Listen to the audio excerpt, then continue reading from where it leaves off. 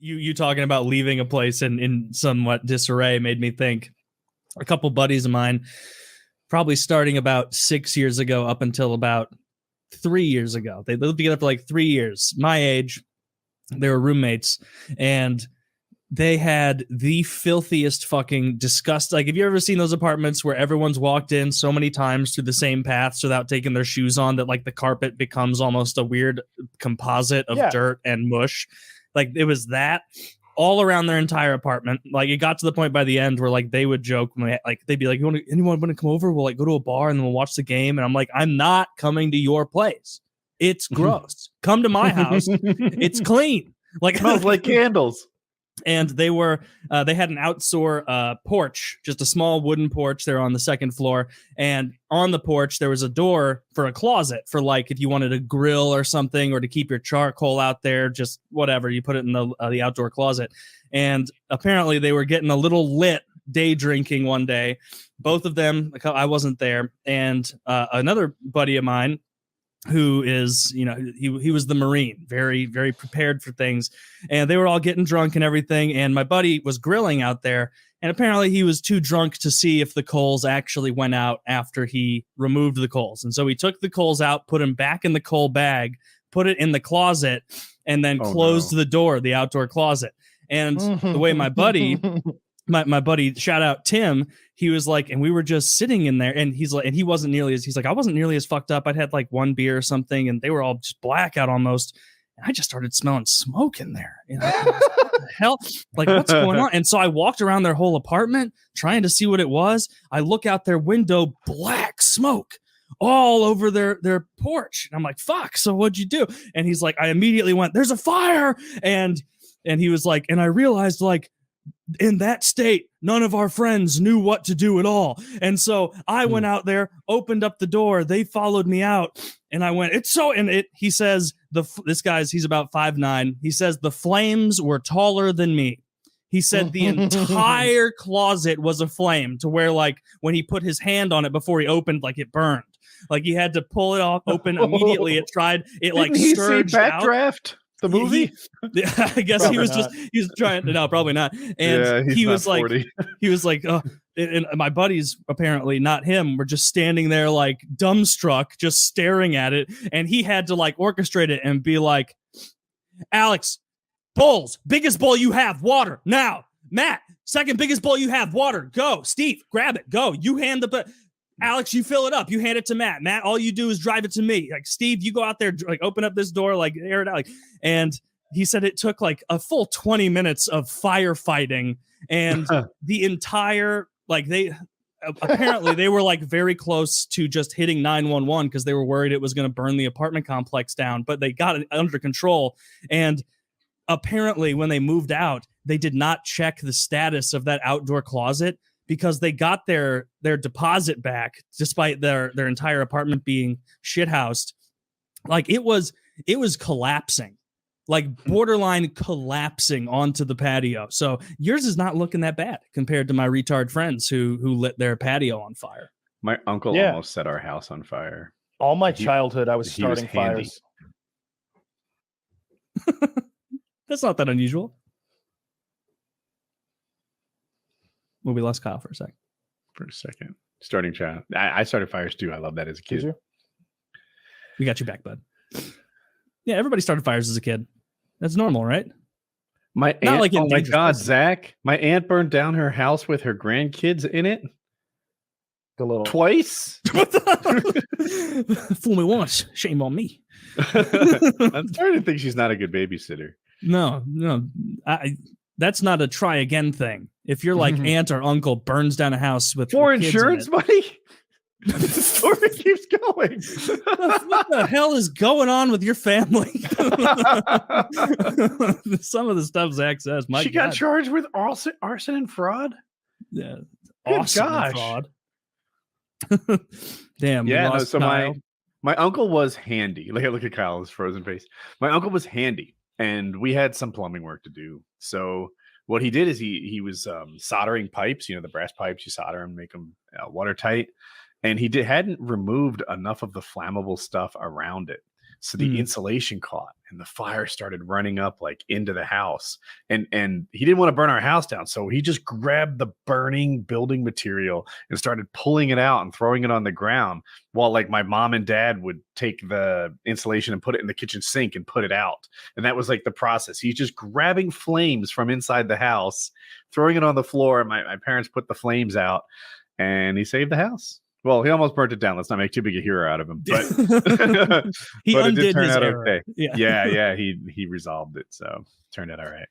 Yeah, I never started fires as a kid in dangerous places. Like it seemed like what Kyle said. Like if I'd do it out in the yard or on concrete, and it'd mostly be like little small scale, like fucking around with matches if I found them, or like taking small, like waist high. Oh, not that big at all. Like teeny tiny little fires. Like I was too nervous to start any like itty bitty. The worst I melted a GI Joe or a army man that I was holding in my hand above my other hand, and I got a bunch of molten plastic on it, and that got me to not do that anymore. Because I was like, part of me was like, look at it melt. I was just so infatuated with seeing the dripping of it that I didn't notice. Dripping fire is a neat thing. Yeah. It's very cool.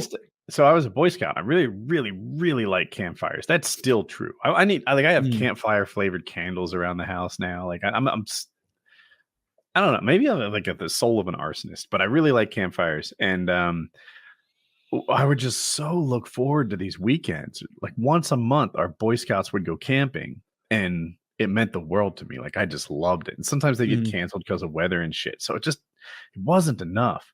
And then I realized, like, you know what? Like I'm really good at starting fires, which is still true. If you're at a campfire, you're the guy. Yeah. You want me. You want me there. Like there are all these people who think they can start a fire, and I'm looking at it and I'm like, I am the fucking fire starter that you are, crab eater. I'm like, okay, fucking respect. Imbeciles. Yeah. Like, can't you see all your mistakes? Don't you see that should be a chimney right there? That should be a cabin right there. Like you should get your shit together.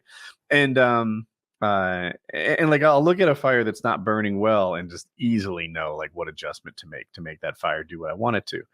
And even by the time I was like 12, I was good at this. So after school, I would just be like, starting fires is free. I can just do this. I can do this like as a hobby after school. And Mom, if you're watching, it was by that recycling center in the woods. And I would just go and start fires. Sometimes people would come with me. Sometimes I'd be solo, just out there burning shit, collecting wood, and making campfires. I liked it. Just creating potential problems. But it seems like you had a good run. No cataclysmic problems you had to pretend you didn't do. Not that one. I've told the story so many times of the field we burnt down. We were playing war. Someone else started the fire, told me to put it out. And my dumb ass is just like, I'm not putting it out. It's warm. And then it got out of control quickly. It's too warm. It's too warm. Oh, yeah. And dude, that fire, it was like 5 acres and like 150 feet tall, and like houses were in danger. 150 feet tall? Oh, yeah. It was like twice the height of the trees nearby and shit. Like it wasn't just that like our town's fire department came, then like the adjacent towns and the adjacent towns to that. It was like a 4 or 5 alarm fire. It was a really big deal. Did you get in trouble for it? No, the guy who started the fire took all the blame. And it wasn't just the police. It was the FBI came and investigated it. And he was like, well, the smoke bomb wouldn't start with the match. So I lit the 4-foot tall dry grass on a windy day and then held this smoke bomb up to it. And then I threw it, and I told my friend to put it out, or maybe he didn't even rat me out. He said he wouldn't. And, and then it got out of control. So they just put him on David DeVorn. I'll never forget that guy. But yeah, he fell on the sword, took all the blame. He did start the fire. What a hero. Yeah. It's cool of him to take the rap. It was. Yeah. He didn't try to pass off responsibility or anything. But it was funny how like every idea I had to put out the fire was just a few seconds late. Like at first I pat it with my hands, but if I had stomped on it, it might have been controllable at that size. Mm-hmm. Then I stomped on it, but it was too big to put out with your feet. So I took my coat off and hit it. If I had done that a step earlier, that might have worked. And then like multiple people started beating it with their coats. And if we had been doing that 20 seconds ago, that might have worked. But every idea we came up with was just a step too late. And eventually it was like, we need grown-ups here. Someone get grown-ups. Someone get grown-ups. Get an adult. Like that's still my go-to move. when you saw the fire totally getting out of control, were you nervous? Like I was nervous. Parents? It was blowing toward. So mostly like there was woods between the houses and the field. And I felt like that was going to be a buffer layer, at least a slower burning fire that they'd be able to deal with. But at the end of the fields where the fire was blowing to was where my friend lived. And I was like, fucking, we burnt down Jason's house. Like I'm like, it's going to Jason's. And Jason's like, yo, that's my house. It's going to my house. And I'm like, yeah, it totally is. You're right. It's going to your house. And like, sorry, one Jason. of the fire departments was just putting water on Jason's house so that it was a little more fire resistant when it got there. And as far as I know, his house was fine. I don't, maybe like a heat damage or something, but it certainly didn't burn it down or anything like that. So. Have you seen those clips where like there's a big field fire and like the farmer gets out like in front of the flames with his like combine and he just like cuts all the grass out in stripes? I think that's so cool. And sometimes they're like, I'm like, man, that guy's doing a good job really like threading that needle. And other times they're like 20 feet from the flames. And like what I do is I watch like where he is or like where he was and like where the flames are. And it's like, oh, like I'm like, as a kid, I was like, oh, like that's how fire works. If it's not on you, you're fine. But like you realize like, no, like a big fire will like cook you like a grill from yard, like 100 yards away. So it's huge. So that's shit is very scary. Hey, Kyle, how are you?